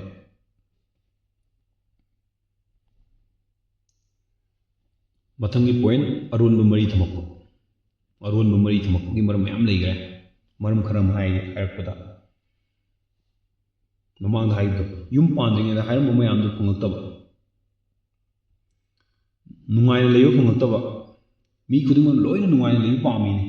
ꯑꯗꯣ ꯅꯨꯡꯉꯥꯏꯅ ꯂꯩꯕ ꯐꯪꯂꯛꯇ꯭ꯔꯗꯤ ꯅꯨꯡꯉꯥꯏꯅ ꯂꯩꯕ ꯌꯥꯗꯕ ꯃꯐꯝ ꯑꯃ ꯌꯦꯡꯉꯛꯄ ꯃꯣꯏ ꯃꯁꯥꯅ ꯑꯣꯟꯂꯥꯏꯟ ꯒꯦꯝ ꯁꯥꯟꯅꯔꯤꯅꯤ ꯍꯥꯏꯔꯒ ꯅꯨꯄꯥ ꯅꯨꯄꯤ ꯀꯣꯏꯅꯔꯛꯄ ꯁꯣꯁꯤꯌꯦꯜ ꯃꯦꯗꯤꯌꯥꯗ ꯃꯥꯒꯤꯗꯃꯛꯇ ꯂꯦꯞꯄꯤꯅꯤ ꯍꯥꯏꯕ ꯃꯌꯥꯝ ꯑꯃ ꯊꯣꯛꯂꯛꯄ ꯉꯁꯥꯏ ꯍꯥꯏꯕꯗꯣ ꯑꯩꯗꯤ ꯃꯧ ꯑꯣꯏꯔꯁꯨ ꯂꯧꯅꯤ ꯑꯩꯗꯤ ꯌꯨꯝ ꯄꯥꯟꯕ ꯅꯨꯄꯥ ꯑꯣꯏꯔꯁꯨ ꯂꯩꯅꯤ ꯅꯨꯡꯉꯥꯏꯅ ꯂꯩꯗꯣꯏ ꯑꯣꯏꯔꯗꯤꯅ ꯃꯥꯅ ꯋꯥꯅ ꯄꯣꯁט ꯇꯧꯔꯛꯄ ꯃꯌꯥꯝꯗꯣ ꯂꯥꯏꯛ ꯀꯣꯃꯦꯟ ꯇꯧꯕꯤꯔꯛꯇꯅ ꯈꯣꯠꯇꯅ ꯑꯋꯥꯕ ꯇꯣꯏꯅ ꯈꯪꯕꯤꯈꯤꯕ ꯍꯥꯏꯇꯥꯔꯦ ꯑꯗꯨꯒꯨꯝꯕ ꯅꯨꯄꯥꯗꯨꯗ ꯑꯦꯇꯦꯟꯁꯟꯁꯤ ꯑꯗꯨꯝ ꯄꯤꯈꯤꯕ ꯌꯨꯝꯗ ꯃꯤ ꯄꯨꯁꯤꯜꯂꯒ ꯁꯥꯟꯅꯩ ꯌꯨꯅꯩꯅ ꯑꯔꯣꯟꯕ ꯃꯔꯤ ꯊꯝꯃꯛꯄ ꯅꯨꯄꯥꯗꯨꯅ ꯄꯥꯔꯇꯤ ꯇꯧꯗꯣꯏꯅꯤ ꯈꯣꯠꯇꯣꯏꯅꯦꯅ ꯃꯤ ꯄꯨꯁꯜꯂꯅꯤ ꯌꯨ ꯊꯛꯃꯤꯟꯅꯔꯅꯤ ꯉꯥꯎꯃꯤꯟꯅꯔꯅꯤ ꯀꯩꯅꯣ ꯇꯧꯔꯅꯤ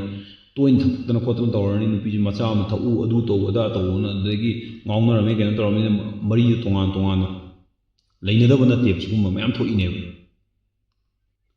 ꯊꯕꯛ ꯃꯐꯝ ꯄꯨꯟꯕꯗꯒꯤ ꯑꯋꯥ ꯅꯨꯡꯉꯥꯏꯗꯣ ꯇꯣꯏꯅ ꯑꯗꯨꯝ ꯇꯥꯟꯅꯔꯛꯄ ꯑꯩꯗꯤ ꯁꯤ ꯋꯥꯔꯦ ꯁꯤ ꯇꯧꯔꯦ ꯑꯗꯨ ꯇꯧꯔꯦ ꯑꯗꯥ ꯇꯧꯔꯦ ꯋꯥꯗꯣ ꯇꯥꯟꯅꯔꯕꯅꯤꯅ ꯁꯤꯌꯔꯗꯣ ꯇꯧꯔꯕꯅꯤ나 ꯅꯪꯒꯤꯗꯃꯛꯇ ꯁꯨꯃꯥꯏꯅ ꯇꯧꯕ ꯌꯥꯏ ꯁꯨꯃꯥꯏꯅ ꯇꯧꯕ ꯌꯥꯏ ꯍꯥꯏꯔꯒ ꯊꯕꯛ ꯇꯧꯕ ꯃꯌꯥꯝ ꯑꯗꯨ ꯏꯟꯇꯔꯦꯁꯇꯣ ꯂꯩꯅꯔꯛꯄ ꯑꯩꯒꯤ ꯅꯨꯄꯤꯅꯗꯤ ꯁꯨꯃꯥꯏꯅ ꯇꯧꯗꯦ ꯃꯥꯅꯗꯤ ꯑꯩꯉꯣꯟꯗ ꯁꯨꯃꯥꯏꯅ ꯇꯧꯔꯛꯑꯦꯅ ꯃꯣꯏ ꯃꯁꯦꯅ ꯇ꯭ꯔꯁꯇꯣ ꯍꯦꯜꯂꯛꯄ ꯍꯥꯏꯇꯥꯔꯦ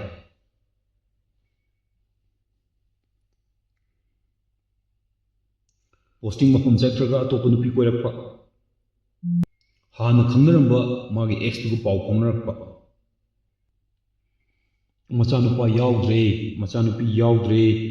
ꯅꯠꯇ꯭ꯔꯒ ꯃꯆꯥ ꯌꯥꯎꯗ꯭ꯔꯦꯅ ꯃꯃꯥ ꯃꯄꯥꯅ ꯑꯇꯣꯞꯄ ꯅꯨꯄꯤ ꯁꯤꯟꯖꯤꯟꯕ ꯊꯤꯌꯣꯏꯗꯅ ꯑꯗꯒꯤ ꯅꯨꯄꯤꯔꯣꯝꯒꯤ ꯃꯃꯥ ꯃꯄꯥꯅꯁꯨ ꯏꯆꯥ ꯅꯨꯄꯤꯁꯦ ꯋꯥꯅ ꯂꯩꯔꯦ ꯑꯇꯣꯞꯄ ꯅꯨꯄꯥ ꯁꯤꯟꯖꯤꯟꯕ ꯁꯤ ꯅꯨꯄꯥꯁꯤꯅ ꯅꯪ ꯍꯟꯗꯛ ꯄꯥꯝ ꯂꯩꯔꯕꯅꯤ ꯃꯉꯣꯟꯗ ꯂꯩꯌꯨ ꯅꯨꯡꯉꯥꯏꯔꯗꯕꯅꯦꯅ ꯃꯃꯥ ꯃꯄꯥꯅꯁꯨ ꯃꯆꯥꯅꯨꯄꯤꯒꯤ ꯌꯨꯝꯗꯨ ꯄꯥꯟꯅꯕ ꯍꯣꯠꯅꯍꯟꯈꯤꯗꯕ ꯍꯥꯏꯇꯥꯔꯦ ꯀꯥꯏꯅꯕ ꯍꯣꯠꯅꯕ ꯑꯩꯅ ꯂꯣꯏꯁꯤꯜꯂꯛꯄꯗ ꯍꯥꯏꯖꯅꯤꯡꯕꯗꯤ ꯌꯨꯝꯒꯤ ꯑꯍꯜꯁꯤꯡꯒ ꯋꯥ ꯇꯥꯟꯅꯕꯤꯕ ꯑꯦꯅꯤ ꯊꯕꯛ ꯑꯃ ꯇꯧꯕ ꯐꯕ ꯑꯣꯏꯔꯣ ꯐꯠꯇꯕ ꯑꯣꯏꯔꯣ ꯁꯤ ꯑꯣꯏꯔꯣ ꯋꯥꯁꯤꯡꯁꯤ ꯇꯥꯟꯅꯕꯤꯌꯣ ꯃꯇꯩ ꯃꯅꯥꯎꯒꯤ ꯋꯥꯔꯤ ꯁꯤꯌꯔ ꯇꯧꯕꯤꯗꯕ ꯑꯇꯣꯞꯄ ꯃꯤ ꯑꯇꯣꯞꯄ ꯑꯝꯗ ꯅꯕꯥꯏꯅꯤꯒꯤ ꯋꯥ ꯅꯕꯥꯏꯅꯤ ꯈꯛꯇ ꯑꯗꯨꯝ ꯊꯝꯕ ꯃꯇꯩ ꯃꯅꯥꯎꯒꯤ ꯋꯥꯔꯤ ꯑꯣꯏꯕꯗꯣ ꯃꯇꯩ ꯃꯅꯥꯎꯒꯤ ꯃꯔꯛꯇ ꯑꯗꯨꯝ ꯊꯝꯕꯤꯕ ꯄꯩꯁꯥ ꯅꯨꯡꯁꯥꯒꯤ ꯃꯔꯝꯗ ꯃꯇꯩ ꯃꯅꯥꯎ ꯇꯥꯟꯅꯔꯒ ꯊꯕꯛ ꯇꯧꯃꯤꯟꯅꯕ ꯅꯨꯄꯤꯅꯁꯨ ꯅꯨꯄꯥꯅ ꯄꯨꯕ ꯉꯝꯃꯣꯏꯗꯕ ꯗꯤꯃꯥꯟ ꯇꯧꯕꯤꯗꯕ ꯁꯣꯁꯤꯌꯦꯜ ꯃꯤꯗꯤꯌꯥꯗ ꯂꯨꯞꯄꯤꯗꯕ ꯑꯔꯣꯟꯕ ꯃꯔꯤ ꯊꯝꯕꯤꯗꯕ ꯁꯣꯁꯤꯌꯦꯜ ꯃꯤꯗꯤꯌꯥꯒꯤ ꯋꯥꯈꯜ ꯂꯧꯁꯤꯡ ꯂꯩꯔꯕ ꯃꯌꯥꯝꯁꯤꯅ ꯉꯥꯡꯉꯤꯁꯦ ꯌꯦꯠ ꯇꯥꯔꯛꯑꯣꯏꯗ ꯊꯥꯗꯣꯛꯈꯤꯕ ꯂꯣꯏꯅ ꯉꯥꯡꯉꯤꯕ ꯈꯨꯗꯤꯡꯃꯛ ꯂꯣꯏꯅ ꯇꯧꯒꯅꯤ ꯍꯥꯏꯕ ꯂꯩꯇꯦ ꯈꯔ ꯑꯃ ꯂꯧꯁꯟꯕ ꯈꯔ ꯑꯃ ꯂꯧꯁꯟꯗꯕ ꯑꯗꯨꯒ ꯌꯨꯝꯗꯨꯗ ꯄꯥꯟꯕ ꯌꯥꯕ ꯈꯔ ꯄꯥꯟꯕ ꯌꯥꯗꯕ ꯀꯥꯡꯕꯨꯗꯨꯅ ꯄꯥꯟꯗꯕ ꯈꯤꯇꯪ ꯋꯥ ꯉꯥꯡꯅꯕꯒ ꯁꯥꯎꯅꯕꯒ ꯀꯥꯏꯅꯔꯁꯤ ꯇꯣꯛꯅꯔꯁꯤ ꯂꯣꯏꯁꯤꯟꯅꯔꯁꯦꯅ ꯁꯤꯒꯨꯝꯕ ꯋꯥꯁꯦ ꯇꯣꯏꯅ ꯉꯥꯡꯅꯗꯕ ꯃꯇꯩ ꯃꯅꯥꯎꯒꯤ ꯃꯔꯛꯇ ꯌꯨꯝ ꯄꯥꯟꯒꯦ ꯍꯥꯏꯔꯗꯤ ꯄꯥꯎ ꯈꯨꯗꯤꯡꯃꯛ ꯃꯄꯥꯝꯗ ꯇꯝꯕꯤꯗꯕ ꯄꯩꯁꯥ ꯅꯨꯡꯁꯥꯒꯤ ꯃꯔꯝꯗ ꯃꯥꯏ ꯅꯨꯄꯥꯗꯨꯒ ꯃꯣꯏꯒꯤ ꯐꯦꯃꯤꯂꯤꯗꯨꯒ ꯇꯥꯟꯅꯔꯒ ꯇꯧꯕꯤꯕ ꯃꯤꯋꯥ ꯇꯥꯗꯕ ꯃꯤꯋꯥ ꯉꯥꯡꯗꯕ ꯌꯨꯝ ꯄꯥꯟꯒꯦ ꯍꯥꯏꯔꯗꯤ ꯃꯇꯩ ꯃꯅꯥꯎ ꯈꯟꯅꯕꯗ ꯄꯨꯂꯤꯁ ꯂꯩꯀꯥꯏ ꯀꯣꯔꯠ ꯑꯇꯣꯞꯄ ꯁꯪꯁꯊꯥꯟ ꯌꯥꯎꯍꯟꯗꯕ ꯍꯣꯏ ꯊꯥꯡꯉꯩ ꯁꯦꯡꯅ ꯀꯥꯏꯅꯔꯒ ꯂꯣꯏꯁꯤꯟꯅꯔꯒ ꯁꯤ ꯉꯝꯃꯔꯣꯏ ꯑꯩ ꯂꯥꯁ ꯁ꯭ꯇꯦꯖꯅꯤ ꯍꯥꯏ ꯇꯥꯔꯗꯤ ꯑꯗꯨꯗ ꯇꯧꯕꯤꯔꯣ ꯅꯠꯇ꯭ꯔꯕ ꯃꯌꯥꯝꯁꯤ ꯌꯥꯎꯍꯟꯈꯤꯕ ꯃꯇꯨꯡꯗ ꯈꯟꯅꯅ ꯌꯦꯡꯕꯤꯌꯣ ꯏꯆꯥꯅꯨꯄꯤꯗꯣ ꯑꯃꯨꯛ ꯍꯟꯅ ꯅꯨꯡꯉꯥꯏꯅ ꯂꯩꯕ ꯉꯝꯈꯤꯗ꯭ꯔꯥ ꯍꯥꯏꯅ ꯌꯨꯝꯗꯨꯗ ꯉꯝꯃꯣꯏꯗꯕ ꯅꯨꯄꯤ ꯂꯧꯕꯤꯗꯕ ꯆꯦꯜꯂꯨꯕ ꯅꯨꯄꯤ ꯑꯣꯏꯒꯦꯔꯥ ꯁꯥꯒꯩ ꯌꯦꯛꯊꯣꯛꯅꯩ ꯍꯥꯏꯒꯦꯔꯥ ꯑꯗꯒꯤ ꯍꯜꯂꯛꯄ ꯅꯨꯄꯤ ꯑꯣꯏꯒꯦꯔꯥ ꯀꯣꯏꯅꯔꯤꯉꯩꯗ ꯋꯥꯔꯤ ꯅꯨꯡꯉꯥꯏꯔꯤꯉꯩꯗꯗꯤ ꯃꯁꯛ ꯐꯖꯩ ꯑꯗꯨ ꯇꯧꯋꯤ ꯑꯗꯥ ꯇꯧꯋꯦꯅ ꯑꯩ ꯅꯪꯒꯤꯗꯃꯛꯇ ꯂꯦꯞꯇꯧꯅꯤ ꯁꯤꯔꯗꯧꯕꯅꯦꯅ ꯇꯧꯔꯝꯃꯅꯤ ꯌꯨꯝ ꯄꯥꯜꯂꯁꯤ ꯆꯦꯜꯂꯁꯦꯅ ꯇꯧꯔꯀꯥꯟꯗꯅ ꯃꯃꯥ ꯃꯄꯥꯅ ꯑꯩ ꯁꯤ ꯅꯨꯄꯤꯁꯦ ꯂꯧꯕ ꯉꯝꯃꯔꯣꯏꯅ ꯑꯗꯨꯒ ꯂꯧꯈ꯭ꯔꯦꯅ ꯈꯜꯂꯣ ꯂꯧꯔ ꯃꯇꯨꯡ ꯍꯌꯦꯡ ꯑꯗꯨꯗꯣ ꯋꯥ ꯑꯣꯏꯅ ꯄꯣꯊꯣꯛ ꯉꯥꯡꯕ ꯑꯗꯨ ꯇꯧꯗꯅꯕ ꯌꯨꯝꯗꯣ ꯄꯥꯟꯗ꯭ꯔꯤꯉꯩꯗꯨꯗ ꯍꯥꯟꯅ ꯈꯟꯅꯕꯤꯌꯣ ꯑꯩ ꯁꯤ ꯅꯨꯄꯤꯁꯦ ꯑꯩꯅ ꯂꯧꯕ ꯌꯥꯗꯣꯔꯤꯕ꯭ꯔꯥ ꯌꯥꯔꯣꯏꯗꯣꯔꯤꯕ꯭ꯔꯥ ꯍꯥꯏꯗꯣ ꯅꯤꯉꯣꯟ ꯑꯣꯏꯔꯦ ꯃꯆꯟ ꯃꯆꯦ ꯑꯣꯏꯔꯦ ꯑꯃ ꯑꯣꯏꯔꯦ ꯂꯥꯏ ꯁꯥꯗꯕ ꯌꯨꯝ ꯄꯥꯟꯂꯕ ꯃꯇꯨꯡꯗ ꯑꯣꯏꯔꯣ ꯑꯃ ꯑꯣꯏꯔꯣ ꯂꯥꯏ ꯁꯥꯗꯕ ꯌꯨꯝꯗꯣ ꯌꯨꯝ ꯑꯣꯏꯅ ꯄꯥꯟꯅꯕ ꯇꯣꯉꯥꯟꯅ ꯋꯥꯗꯣ ꯆꯨꯝꯕꯨꯡ ꯉꯥꯡꯅꯗꯅ ꯈꯣꯠꯇꯅ ꯃꯃꯥꯒ ꯂꯥꯛꯑꯒ ꯑꯗꯨꯒꯨꯝꯕꯗꯣ ꯇꯧꯕꯤꯗꯕ ꯋꯥꯔꯤ ꯁꯥꯟꯅꯕ ꯑꯣꯏꯔꯗꯤ ꯃꯅꯝ ꯍꯣꯏ ꯀꯩꯅꯣ ꯍꯣꯏ ꯂꯩ ꯃꯌꯥꯝꯗꯣ ꯄꯨꯟꯁꯤꯟꯅꯔꯒ ꯋꯥꯔꯤꯗꯣ ꯄꯨꯟꯅ ꯁꯥꯟꯅꯃꯤꯟꯅꯕ ꯋꯥꯔꯤ ꯁꯥꯟꯅꯔꯝꯃꯅꯤ ꯑꯗꯒꯤ ꯃꯅꯝ ꯆꯪꯉꯛꯑꯀꯥꯟꯗ ꯇꯨꯃꯤꯟꯅ ꯂꯦꯛꯊꯣꯛꯈꯤꯕ ꯑꯗꯨꯒꯨꯝꯕ ꯃꯤꯅ ꯆꯤꯡꯅꯕ ꯌꯥꯕ ꯊꯕꯛꯁꯤ ꯇꯧꯕꯤꯗꯕ ꯋꯥ ꯇꯥꯟꯅꯉꯥꯏ ꯐꯖꯅ ꯇꯥꯟꯅꯕꯤꯕ ꯁꯥꯎꯅꯔꯦ ꯈꯠꯅꯔꯦ ꯂꯣꯏꯔꯕ ꯃꯇꯨꯡꯗ ꯑꯩ ꯁꯣꯏꯈ꯭ꯔꯦꯅꯦ ꯂꯥꯟꯈ꯭ꯔꯦꯅꯦ ꯑꯃꯨꯛ ꯍꯟꯅ ꯇꯧꯔꯔꯣꯏꯅ ꯍꯥꯏꯕꯒꯤ ꯁꯛꯇꯤꯗꯣ ꯂꯩꯅꯕ ꯌꯨꯝ ꯑꯃꯗ ꯑꯃꯅ ꯑꯃꯕꯨ ꯔꯦꯁꯄꯦꯛ ꯇꯧꯅꯔꯕ ꯑꯃꯅ ꯉꯥꯡꯕ ꯑꯃꯅ ꯇꯥꯔꯕ ꯍꯔꯥꯎ ꯅꯣꯛꯈꯦꯗꯅ ꯂꯩꯃꯤꯟꯅꯔꯕ ꯑꯃꯅ ꯑꯃꯕꯨ ꯁꯞꯄꯣꯔꯠ ꯇꯧꯅꯔꯕ ꯑꯗꯨꯗꯩ ꯍꯦꯟꯅ ꯅꯨꯡꯉꯥꯏꯕ ꯃꯐꯝ ꯑꯃꯃꯨꯛꯇꯤ ꯂꯩꯔꯔꯣꯏ ꯐꯦꯃꯤꯂꯤ ꯑꯃ ꯑꯣꯏꯅ ꯍꯥꯏꯕꯗ ꯑꯗꯨꯅ ꯇꯥꯟꯅꯕꯤꯌꯨ ꯅꯩꯅꯕꯤꯌꯨ ꯍꯣꯏ ꯐꯦꯃꯤꯂꯤꯗ ꯃꯌꯥꯝ ꯑꯃ ꯄ꯭ꯔꯣꯕ꯭ꯂꯦꯝ ꯃꯈꯜ ꯃꯌꯥꯝ ꯂꯩ ꯃꯇꯩ ꯃꯅꯥꯎ ꯋꯥꯔꯤ ꯐꯖꯅ ꯁꯥꯟꯅꯔꯛꯇꯕꯗꯒꯤ ꯃꯥꯒꯤ ꯁ꯭ꯇꯦꯃꯤꯅꯥ ꯍꯟꯊꯔꯛꯄ ꯑꯣꯏꯔꯣ ꯑꯗꯨꯒꯤ ꯃꯥꯏ ꯅꯨꯄꯤ ꯀꯩꯅꯣ ꯇꯧꯔꯛꯄ ꯑꯣꯏꯔꯣ ꯑꯗꯨꯀꯥꯟꯗ ꯇꯥꯟꯅꯕ ꯀꯟꯁꯔꯟ ꯃꯥꯒꯤ ꯃꯔꯤ ꯂꯩꯅꯕꯁꯤꯡꯗꯨ ꯇꯥꯟꯅꯕꯤꯕ ꯍꯥꯏꯇꯥꯔꯦ ꯍꯣꯏ ꯅꯕꯥꯏꯒꯤ ꯔꯤꯂꯦꯁꯟꯗꯣ ꯌꯨꯝꯕꯥꯟ ꯃꯔꯤꯗꯣ ꯐꯠꯂꯛꯇ꯭ꯔꯦ ꯑꯗꯨꯅ ꯁꯦꯛꯁꯤꯌꯣꯂꯣꯖꯤ ꯑꯃꯗ ꯆꯠꯂꯒ ꯇꯥꯟꯅꯕꯤꯔꯨꯕ ꯀꯩ ꯇꯧꯕ ꯌꯥꯏ ꯀꯃꯥꯏꯅ ꯇꯧꯕ ꯌꯥꯏ ꯑꯗꯨꯒꯤ ꯈꯠꯅꯔꯦ ꯁꯥꯎꯅꯔꯦ ꯀꯩꯅꯣ ꯇꯧꯔꯦ ꯈꯠꯅꯔꯦ ꯁꯥꯎꯅꯔꯦ ꯍꯥꯏ ꯇꯥꯔꯗꯤ ꯏꯕꯥꯅꯤꯁꯦ ꯀꯃꯥꯏꯅ ꯇꯧꯔꯒ ꯐꯕ ꯌꯥꯏ ꯀꯥꯎꯟꯁꯤꯂꯤꯡ ꯑꯃ ꯂꯧꯕꯤꯔꯨꯕ ꯑꯩꯈꯣꯏꯅ ꯃꯌꯥꯝꯅ ꯈꯟꯅꯔꯤꯁꯤ ꯆꯠꯂꯒ ꯁꯥꯏꯀꯣꯂꯣꯖꯤ ꯗꯤꯄꯥꯔꯠꯃꯦꯟ ꯆꯪꯉꯒ ꯋꯥ ꯇꯥꯟꯅꯔꯨ ꯇꯥꯔꯗꯤ ꯉꯥꯎꯔꯦ ꯅꯠꯇ꯭ꯔꯒ ꯐꯩꯔꯦ ꯑꯗꯨꯃꯥꯏꯅ ꯄꯨꯅꯈꯤꯕ ꯑꯗꯨ ꯅꯠꯇꯕ ꯑꯗꯨ ꯃꯅꯨꯡꯗꯨꯗ ꯀꯥꯎꯟꯁꯤꯂꯤꯡ ꯁꯦꯜꯂꯗꯅ ꯂꯩꯔꯤꯁꯦ ꯃꯇꯩ ꯃꯅꯥꯎꯁꯦ ꯀꯃꯥꯏꯅ ꯇꯧꯔꯒ ꯀꯥꯎꯟꯁꯤꯂꯤꯡ ꯄꯤꯕ ꯌꯥꯏ ꯑꯗꯒꯤ ꯅꯕꯥꯏꯅꯤ ꯌꯨꯝꯗꯣ ꯀꯃꯥꯏꯅ ꯄꯥꯟꯕ ꯌꯥꯏ ꯁꯦꯝꯗꯣꯛꯅꯕ ꯍꯣꯠꯅꯕ ꯍꯥꯏꯇꯥꯔꯦ ꯆꯠꯅꯔꯤꯕ ꯇꯧꯅꯔꯤꯕ ꯃꯌꯥꯝꯁꯦ ꯁꯦꯝꯗꯣꯛꯑꯒ ꯐꯖꯅ ꯌꯨꯝ ꯑꯃ ꯄꯥꯟꯅꯕ ꯁꯦꯝꯒꯠꯄꯤꯕ ꯍꯥꯏꯇꯥꯔꯦ ꯑꯗꯨꯅ ꯊꯦꯡꯛ ꯌꯨ ꯑꯦꯚ꯭ꯔꯤꯋꯥꯟ ꯉꯁꯤꯗꯤ ꯁ꯭ꯋꯥꯏꯗ ꯂꯣꯏꯁꯤꯟꯖꯔꯒꯦ